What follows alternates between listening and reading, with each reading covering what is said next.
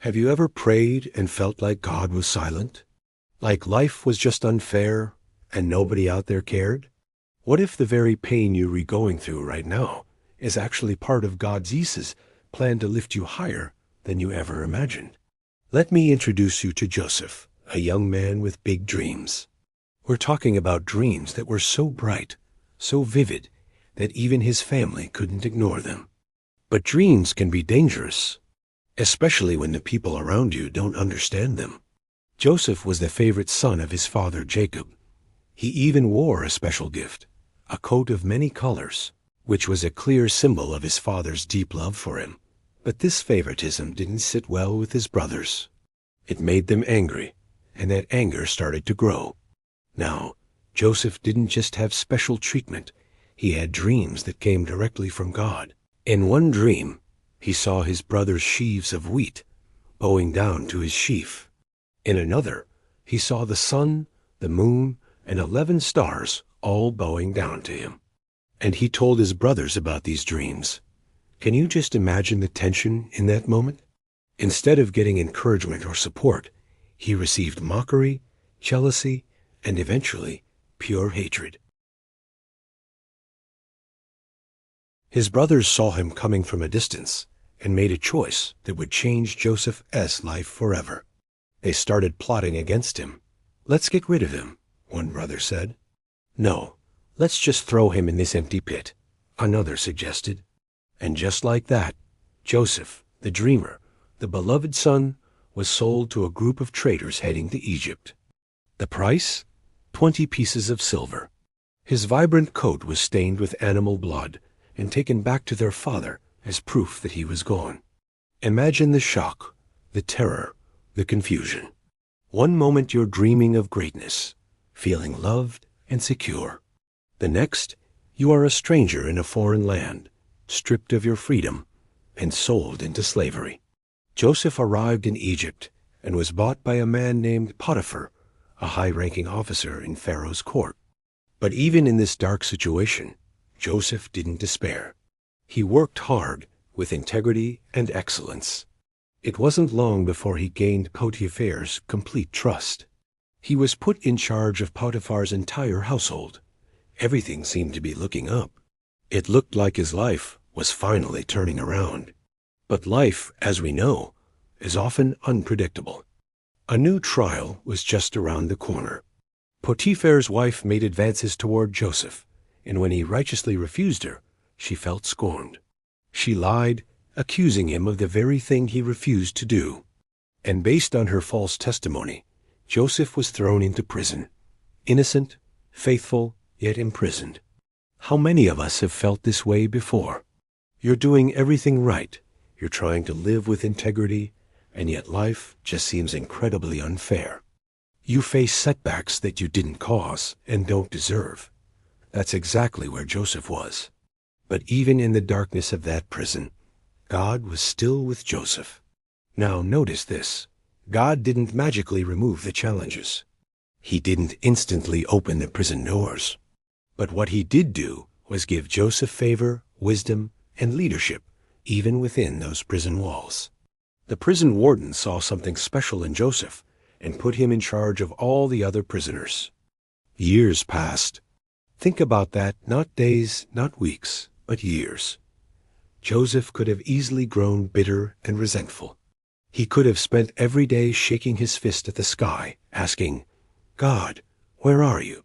Did you forget about me? What happened to those dreams you gave me?" But Joseph didn't give up. He kept his faith. While in prison, he interpreted the dreams of 2 of Pharaoh's former officials, the royal cupbearer and the baker. And his interpretations came true with perfect accuracy. He asked the cupbearer to remember him when he was restored to his position, but the cupbearer forgot. 2 more years went by. Then one day, Pharaoh himself had 2 troubling dreams that none of his magicians or wise men could explain. The entire kingdom was in a panic. And that's when the cupbearer finally remembered the young Hebrew man in prison who could interpret dreams. Joseph was rushed from the prison to the palace. Can you picture that transition? One minute he's in a dungeon, The next he's standing before the most powerful man in the world. He told Pharaoh that God was the one who gave interpretations, and then he explained the dreams. There would be 7 years of incredible abundance, followed by 7 years of devastating famine. He didn't just interpret the dreams. He offered a wise plan of action. Pharaoh saw the divine wisdom in Joseph, and in a stunning turn of events, made him second in command over all of Egypt, from the pit to the prison to the palace. Then the famine came, exactly as Joseph had predicted. It was severe and affected all the surrounding lands. And who do you think traveled to Egypt desperate to buy food? Joseph's own brothers. They came and stood before him, bowing down, just as he had dreamed so many years before. But they didn't recognize him. Imagine the tension in that room. The power was now completely in Joseph's hands. The same brothers who sold him into slavery, who left him for dead, were now at his mercy, begging for their lives. This was his moment.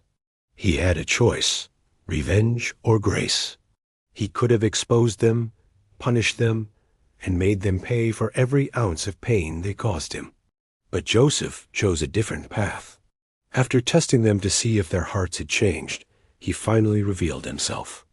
Through tears, he said one of the most powerful lines in all of Scripture. You meant to harm me, but God meant it for good, to accomplish what is now being done, the saving of many lives. He didn't just offer words. He offered action. He provided food, he offered forgiveness, and he restored his broken family, bringing them all to live safely in Egypt. Joseph's story is not just a piece of ancient history. It's a mirror for our lives today. It teaches us some powerful truths. When life feels unfair, remember that God is working behind the scenes in ways you cannot see. When you feel betrayed by people you trusted, know that God can take that betrayal and turn it into a blessing. When doors slam shut in your face, trust that God is redirecting you and opening the right ones at the right time. And when your dreams are delayed, it doesn't mean they are denied. Sometimes God allows pain, silence, and waiting. It's not to punish you, but to prepare you. He is building your character, strengthening your faith, and positioning you for a destiny that is far greater than you can currently imagine. So if you're in a pit of despair, a prison of circumstance, or a season of waiting, don't lose heart. Your story isn't over yet. Keep trusting Him. Keep working faithfully right where you are. Keep hoping, because just like Joseph, your breakthrough may be closer than you think. And what others meant for your harm, God will absolutely use for your good. Thanks for watching. If this story encouraged you, please like, share, and subscribe for more content that builds your faith. See you next time.